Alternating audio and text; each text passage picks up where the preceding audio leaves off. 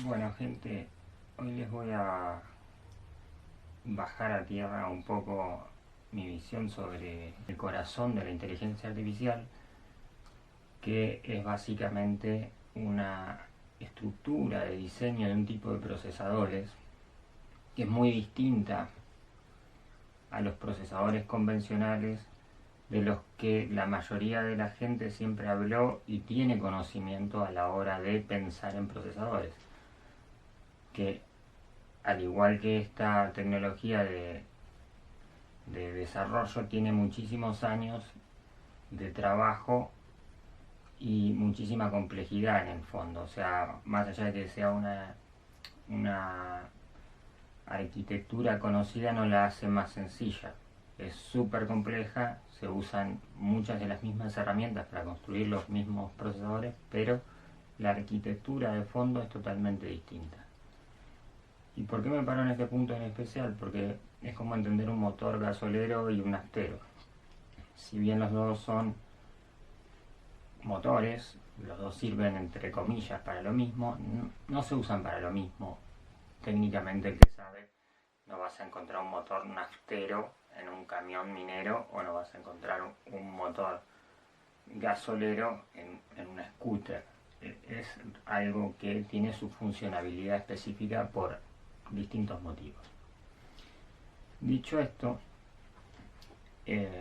con respecto a lo que es la arquitectura de los procesadores que sustentan la inteligencia artificial, vienen trabajando un concepto matemático muy complejo que aborda variables. Es una parte de los cálculos que se enfoca, a diferencia del procesador convencional, en cuentas ordenadas y en resultados exactos en probabilidades. Y esto no es un dato menor, porque cuando uno empieza a entender esa arquitectura, empieza a entender también por qué los resultados de las inteligencias artificiales no son siempre algo muy determinista, sino que son más probabilistas. Cuando uno analiza lo que es el concepto de una GPU, que es la unidad de procesamiento gráfico que está por detrás, ¿no es cierto? Que es lo que tenemos ahí, es como si fuese una escopeta, ¿no? ¿Por qué digo una escopeta? Porque si lo comparamos con un procesador sería como un rifle. Uno te va a dar un resultado puntual, objetivo y con un casi nulo margen de error.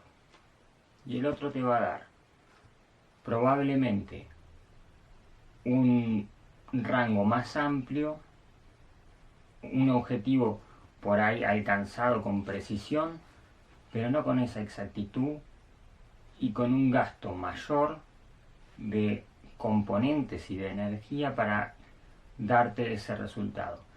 La diferencia a nivel arquitectónico y electrónico de estos componentes es que no es como en el caso de estas armas que estoy poniendo como ejemplo, que por ahí la pólvora o las cuestiones no van a ser tan incidentes. En este caso, el consumo de energía para generar ese resultado es mucho mayor en las GPUs que en los CPUs. Pero también es mucho más rápido, o sea, sin tanto proceso intermedio. Es como un motor dos tiempos, ¿no es cierto? Y esto es lo que hace que cuando uno piensa en, por ejemplo, los data centers que están compuestos por procesadores convencionales, tienen un tipo de consumo, y los data centers que están hechos para la inteligencia artificial tienen otro tipo de consumo.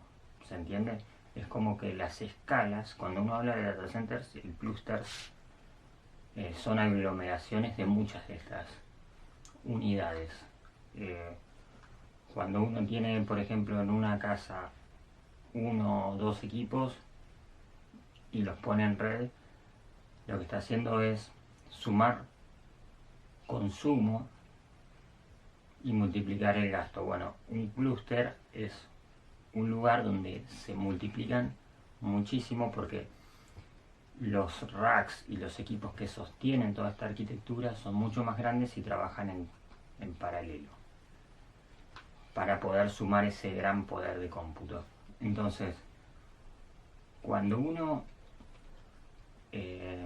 tiene a merced esta tecnología, tiene que entender que en el fondo hay resultados posibles que se van a adaptar a esta lógica.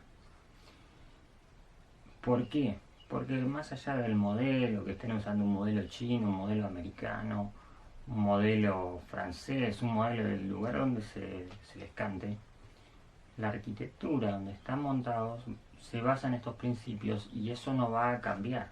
No va a cambiar porque es algo físico que existe ahí. Es esa moto dos tiempos que está ahí y que está multiplicada y que está adaptada a un tipo de estructura que genera mucha información muy rápido, pero que tiene una gran demanda de energía. Por otro lado, en cuanto a lo que es el tipo de cálculos que este tipo de procesadores producen, tiene otra cosa. Va a usar la matemática, pero de dos formas distintas para abordar un tema. Y los resultados van a ser distintos. Cuando los procesadores convencionales cuentan, ordenan y ubican la información en diferentes lugares para después terminar el proceso, estos simplemente analizan y ejecutan. Y con una cantidad de datos que absorben mucho más grande que lo que puede un procesador separar en su interior para procesar la información que se les da. O sea, es como que el procesador convencional funciona con cuentagotas y las GPU funcionan con un chorro de manguera de bombero. Entonces, uno puede ser muy específico, puede ordenar las cosas muy bien, y el otro, mientras más información tenga, mejor, más aproximado va a ser su resultado, pero la demanda energética va a ser mayor.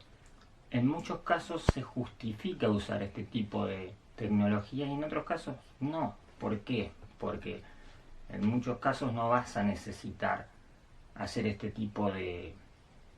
usar este tipo de tecnología. ¿Por qué quiero recalcar esto? Porque es importante cuando uno piensa en la inteligencia artificial, en las herramientas que va a usar, vea qué es lo que necesitan ustedes en su empresa, qué es lo que ustedes quieren hacer o a dónde está el gran flujo de información o de cuestiones que tienen que analizar, porque no todo tiene que pasar por el medio de la inteligencia artificial, y la inteligencia artificial no significa el fin de ningún trabajo de las personas como la gente mayormente cree, más allá de que hayan resultados muy buenos y de que estén alimentadas con grandes flujos de datos de muchas personas y de muchas entidades. Porque la inteligencia artificial va a seguir estando en esta estructura que uno la puede ir puliendo y demás, pero es su esencia. Entonces, es importante que entiendan ese fondo, porque muchas empresas, incluso grandes empresas que desconocen el fondo y que han tomado decisiones departamentales de despedir gente y demás, próximamente van a tener que reincorporar gente en algunas áreas, porque no todo es tan reemplazable por el tema de la inteligencia artificial y no va a ser reemplazable en el fondo. La inteligencia artificial es una gran herramienta y no estoy en contra ni diciendo de que es una burbuja ni nada por el estilo, porque también hay perspectivas que tienen que ver con lo que es las inversiones, las empresas, a quién le conviene fomentar que se vendan y demás. A mí no me paga nadie, así que básicamente no estoy haciéndole publicidad a nadie, no estoy hablando de de ninguna empresa en particular, pero si fuese por hablar, también no tiene mucha vuelta.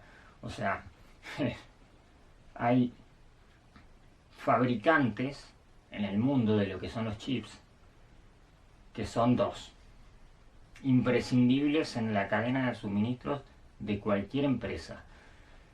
Y son dos los que manejan esa tecnología desde hace más de 20 años, que son ASML en Holanda, Países Bajos, perdón, y TSMC en Taiwán. Son los dos únicos fabricantes de chips mundiales que tienen el dominio de la tecnología que fabrica tanto procesadores gráficos como procesadores de cómputo clásico.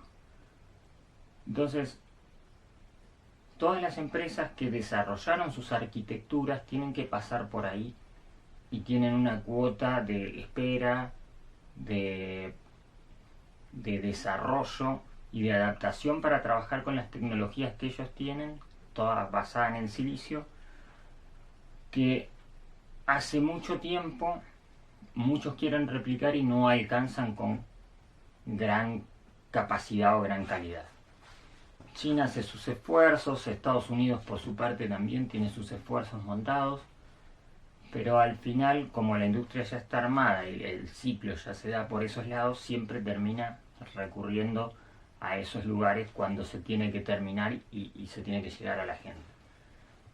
Que en algún momento se vayan a reemplazar es muy probable, porque hay muchas tecnologías incipientes, pero estas son las dos grandes fábricas.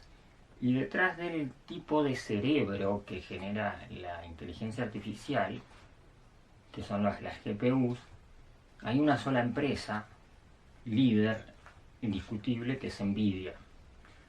Y por ahí de cerca también está AMD.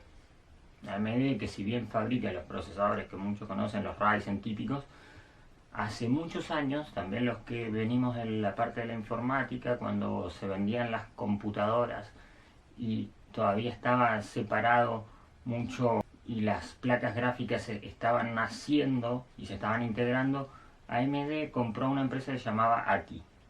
ATI era la competencia que tenía Nvidia, que generaba un tipo de placas de video que se podían instalar en las computadoras y que usaban esta arquitectura similar a la de Nvidia y no como la de los procesadores convencionales. ¿Por qué? Porque siempre hubo una necesidad de usar estos procesadores de manera alternativa, pero no eran de consumo masivo como si eran los procesadores convencionales que se usaban para todo. Porque el procesador convencional, a diferencia del que se usa para la IA, es un procesador que tenés en un celular, en una notebook, en un servidor, en todas las cosas, porque todos necesitamos ordenar puntualmente cierta información y hacer ciertos cálculos y que tienen que dar correctamente y tienen que ser muy puntuales. Y la información siempre se organizó de esa manera, pero habían cálculos y cuestiones que requerían otro tipo de procesamiento, como por ejemplo los juegos, que cuando uno tiene que tener el resultado en tiempo real de una pantalla que te tira 120 FPS, que son frames por segundo, lo hace de manera rápida, calculada y con aproximaciones estadísticas para obtener esos resultados. Porque si lo haces de la manera determinista ordenada, se genera lag y se pierde tiempo. La inteligencia artificial te va a ayudar a manejar los volúmenes de datos grandes y a volcártelos de manera ya desarrollada y rápida, con poco margen de error, ¿no? La inteligencia artificial ya te trabaja el grueso. Entonces, sí es funcional, sí es una utilidad, pero siempre va a tener su margen de error. Y en el fondo, eso también se puede traducir como una herramienta que se presta para aprender, entre comillas, ¿no?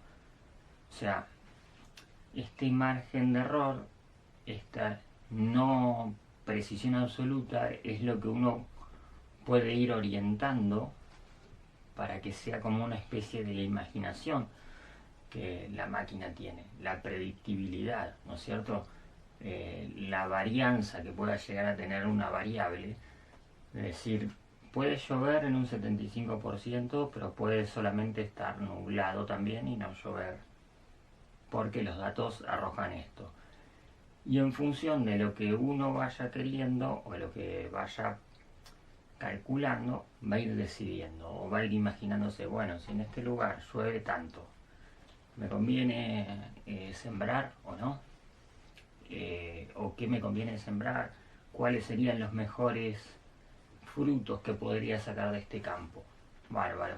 Se le piden a la inteligencia artificial ese tipo de datos y ese tipo de cuentas, y para eso va a andar perfecto porque le va a estar ayudando.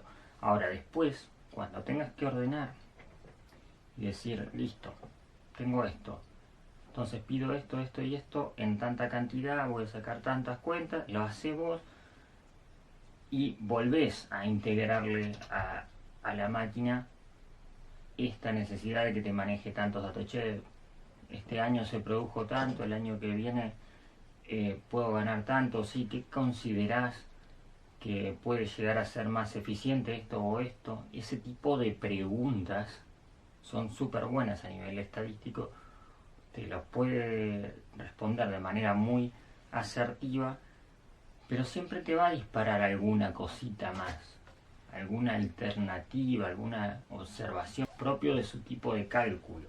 Entonces, uno siempre tiene que ser la parte determinista dentro de cualquier modelo con el que trabaja. Y así va a ir muy bien con la inteligencia artificial. Ese es el punto. Si ustedes la usan de esa manera, la inteligencia artificial es una gran herramienta y no importa de qué sector vengas, es un gran potencial. Ahora, no es para todo el tipo de tareas, no. Y no es para pensar que tampoco es un recurso que reemplaza gente o que es un recurso barato. Es un recurso caro. Es un recurso caro porque demanda muchísima energía para producirse. Y si bien existen modelos de correr en local y que se pueden utilizar máquinas que son bastante buenas, sí son eficientes, pero no tienen el mismo poder de cálculo y la misma cantidad de datos que fluyen por dentro que los grandes modelos, que son los grandes data centers, ¿no es cierto? Porque ahí está la diferencia. Cuando uno maneja ese volumen de datos, tiene un resultado mucho más preciso y una cantidad de información que hace que los agentes sean mucho más eficientes porque tienen un volumen de datos con los que fueron entrenados que son muchísimo más grandes que lo que cabe en una máquina convencional, por más que ustedes puedan correr un gran modelo. No le van a poder dar esa cantidad de datos con los cuales entrenar. Ese es el punto.